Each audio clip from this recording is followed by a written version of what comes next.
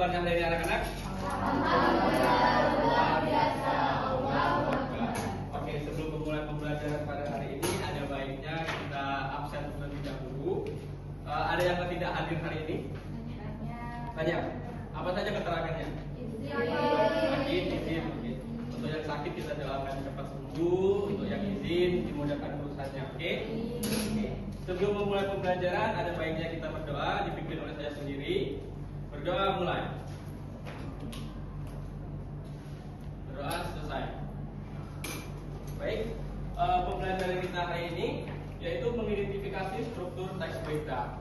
Dari kalian sendiri dari minggu sebelumnya itu sudah mempelajari apa sih teks berita? Ada yang tahu? Coba, Revi.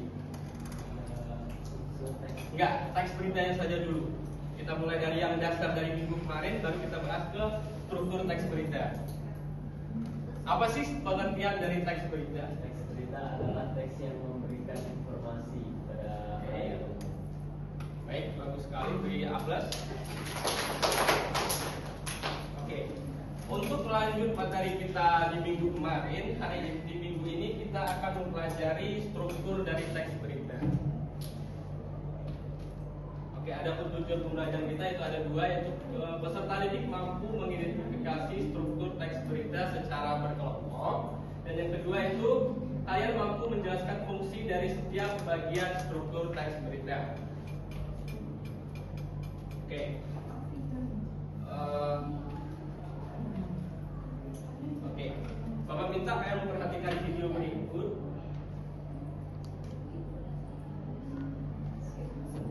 Poin yang kelima, kalender ya berupa perintah tanggal 19 Januari ini kami somasi pertama. Di sini disebutkan ada anggaran atau permintaan materi dan imaterial. Di mana di somasi pertama ini kami jawab di tanggal 28 Januari menjawabkan kami terhadap somasi yang pertama. Terus tanggal 27 Januari kami menerima somasi yang kedua dan kami jawab di tanggal 30 Januari somasi kedua jawaban kami. Namun kami juga harus mempertimbangkan hukum yang berlaku yaitu Tidak ada, hanya apa ini biaya-biaya yang timbul dari itu minim, maka di situ kurang lebih 40-an juta. Namun untuk imaterial itu memang ada, saya sebutkan di situ 1,5 M. Ya, betul memang itu. Namun itu hanya disomasi. Yang real itu adalah pertemuan di tanggal 19. Di draft itu saya meminta yang saya sampaikan dalam 6 klausul tadi. Karena memang yang namanya somasi ini kan kawan-kawan kan juga tahu sendiri bahasa somasi itu seperti apa. Oke, baik anak-anak. Dari berita ini apa yang kalian dapat ambil informasi dari berita tersebut? Ada yang bisa menjawab?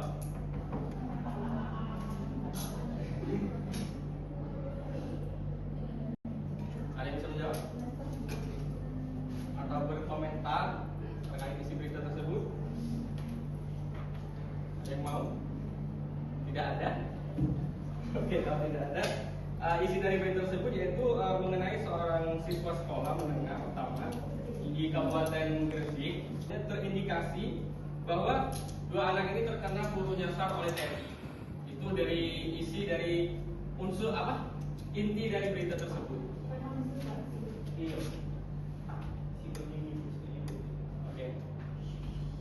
Dari pemaparan teman kalian tadi yaitu tentang berita merupakan suatu fakta atau ide atau opini aktual yang menarik dan akurat serta dianggap penting bagi sebagian besar pembaca, pendengar maupun penonton. Jadi berita sendiri berisikan fakta yang akurat atau ide ataupun opini yang terbaru bagi dan fungsinya itu bagi pembaca ataupun pendengar untuk memberikan informasi yang akurat.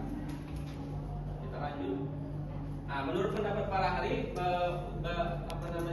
Romli 2003, berita adalah laporan tercepat mengenai fakta atau ide terbaru yang dipilih oleh wartawan untuk disebarkan kepada masyarakat.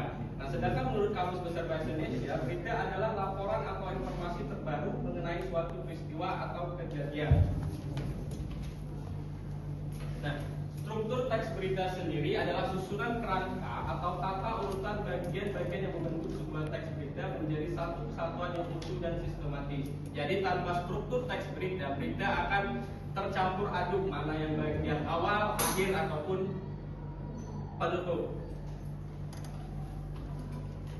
Nah, bagian-bagian struktur teks berita ini terbagi menjadi 3. Yang pertama itu ada kepala berita, yaitu headline, yang merupakan judul berita yang dibuat secara singkat, padat, dan menarik perhatian pembaca. Nah, fungsinya menarik perhatian pembaca agar mau membaca isi berita, memberikan gambaran umum mengenai apa yang akan dibahas. Nah, sedangkan ciri-cirinya yaitu singkat, padat, dan jelas, menggunakan kata-kata yang kuat dan mengikat bagi pembaca ataupun pendengar. Nah, biasanya dicetak dengan huruf yang lebih besar ataupun tebal. Nah, yang kedua itu ada tubuh berita, yaitu body berita, merupakan bagian penjelasan yang menguraikan peristiwa secara lengkap dan detail. Fungsinya menguraikan peristiwa secara lengkap dan terperinci dan menjelaskan kronologi urutan waktu dari awal hingga akhir dari kejadian tersebut. Nah, isinya itu penjelasan mengenai bagaimana terjadinya, terus data-data pendukung, angka atau fakta yang valid. Yang ketiga itu keterangan dari saksi mata atau pihak terkait, dan yang terakhir itu penjelasan mengenai penyebab dan akibat dari peristiwa tersebut. Oke, dari 3 struktur teks berita tadi, anak-anak sekalian ada kayak yang belum dimengerti atau belum jelas, boleh ditanyakan. Sudah jelas? Sudah jelas? Sudah. Oke. Hari ini yang Bapak berikan tugas yaitu mengidentifikasi struktur teks berita, yaitu berita yang tadi. Bapak bagi menjadi 4 kelompok. Jadi kita Bapak bagi sendiri kelompoknya.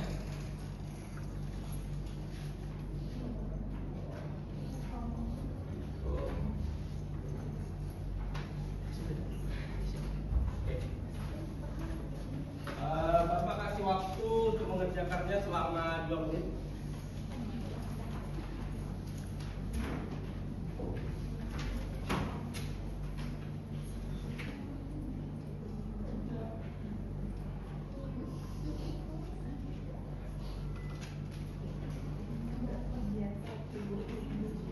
Coba yang diskusi sendiri itu tolong bantu temannya.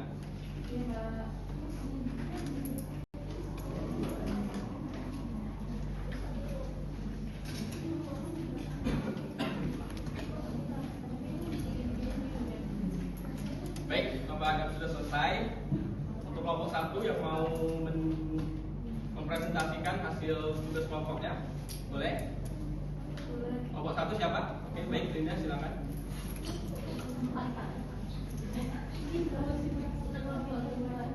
Baik, anak-anak saya perhatikan. Saya perwakilan dari kelompok 1 akan membacakan hasil presentasi kami yang berisi bagian strukturnya berisi kepala berita. Pada paragraf pertama, seorang siswa sekolah menengah pertama di Kabupaten Gresik, Jawa Timur menjadi korban peluru nyasar saat sedang berada di lingkungan sentra latihan militer TNI Angkatan Laut atau AN. Insiden yang terjadi pada Minggu 5 bulan 4 2026 ini sempat mengejutkan warga sekitar dan menjadi perbincangan hangat di media sosial. Pihak berwenang segera melakukan evakuasi dan penanganan medis terhadap korban. Alasannya, kepala berita selalu diletakkan di bagian paling atas sebelum paragraf dimulai, sama seperti kepala yang berada di bagian teratas tubuh manusia. Kepala berita menggambarkan seluruh isi berita hanya dengan membaca judulnya. Membaca sudah langsung tahu apa yang terjadi tanpa perlu membaca paragraf di bawahnya. Terima kasih. Baik. Kasih aplaus dulu untuk teman kalian. Baik, untuk kelompok selanjutnya boleh yang mau mempresentasikan hasil tugas kelompoknya. Kelompok 2, 3, dan 4. Ayo. Ayo kelompok berapa? 4. Kelompok 4, oke, kelompok terakhir. Ayo maju.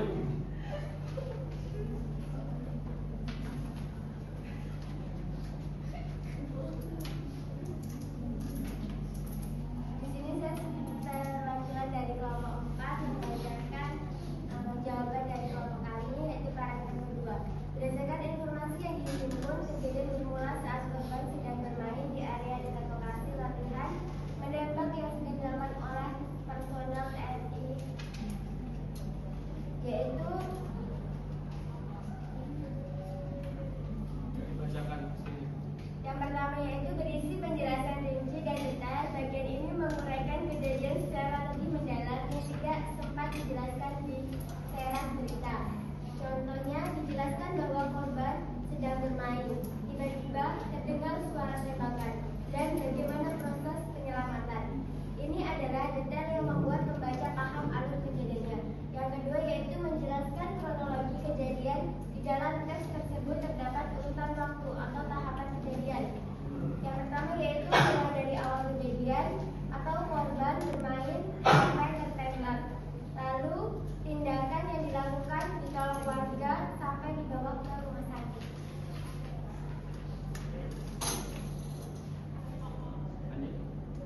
Sampai respon setelah kejadian, pernyataan TNI AL dengan harapan masyarakat. Yang ketiga memuat keterangan dan pendapat pihak terkait. Sumber berita biasanya berisi kutipan atau pernyataan dari orang-orang yang terlibat, yaitu ada keterangan dari pihak TNI AL akan diinvestigasi dan meminta maaf. Yang terakhir ada menjawab unsur bagaimana dan mengapa.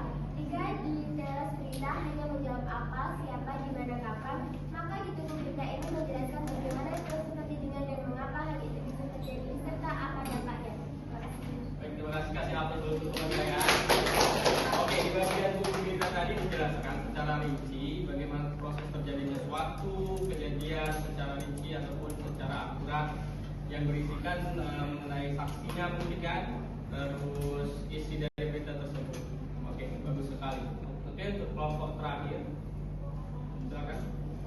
Silakan.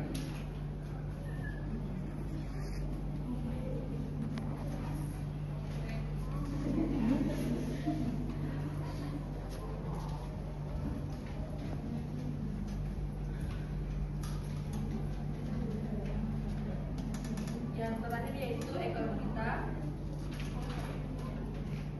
Paragraf atau isi beritanya itu hingga berita ini diturunkan, kondisi korban dilaporkan sudah stabil dan masih dalam perawatan intensif di rumah sakit. Pihak kepolisian dan TNI akan bekerja sama untuk memproses kasus ini sesuai dengan prosedur hukum dan peraturan yang berlaku. Untuk alasannya yaitu paragraf tersebut disebut ekor berita karena berisi informasi tambahan yang bersifat lengkap dan tidak menjadi prioritas utama, namun masih memiliki keterkaitan dengan peristiwa yang diberitakan. Pada bagian ini, informasi yang disajikan bukan lagi menjelaskan inti kejadian atau kronologi peristiwa, melainkan berupa kondisi terkini dan rencana tindak lanjut yang akan dilakukan setelah kejadian tersebut. Informasi seperti kondisi kesehatan korban yang sudah stabil serta rencana penyelidikan oleh pihak berwenang merupakan hal yang diletakkan di bagian akhir karena sifatnya yang memperjelas atau menutup berita, sehingga pembaca mendapatkan gambaran lengkap mengenai situasi saat ini. Terima kasih. Baik, terima kasih dan atas dukungan saya. Oke, dari hasil diskusi tadi, Bapak lihat saya sudah mengerti apa saja ketiga struktur dari struktur berita. Mungkin itu saja pembelajaran kita hari ini. Struktur berita itu sendiri merupakan bagian penting yang menjadi kerangka utama dan urutan yang membentuk sebuah berita. Jadi tanpa struktur berita, berita itu tidak akan tersusun dengan baik. Gitu. Mungkin itu saja pembelajaran kita hari ini. Semoga kalian mengerti dan sehat. Saya akhiri, wabillahi taufiq wal hidayah. Wassalamualaikum warahmatullahi wabarakatuh. Waalaikumsalam warahmatullahi wabarakatuh.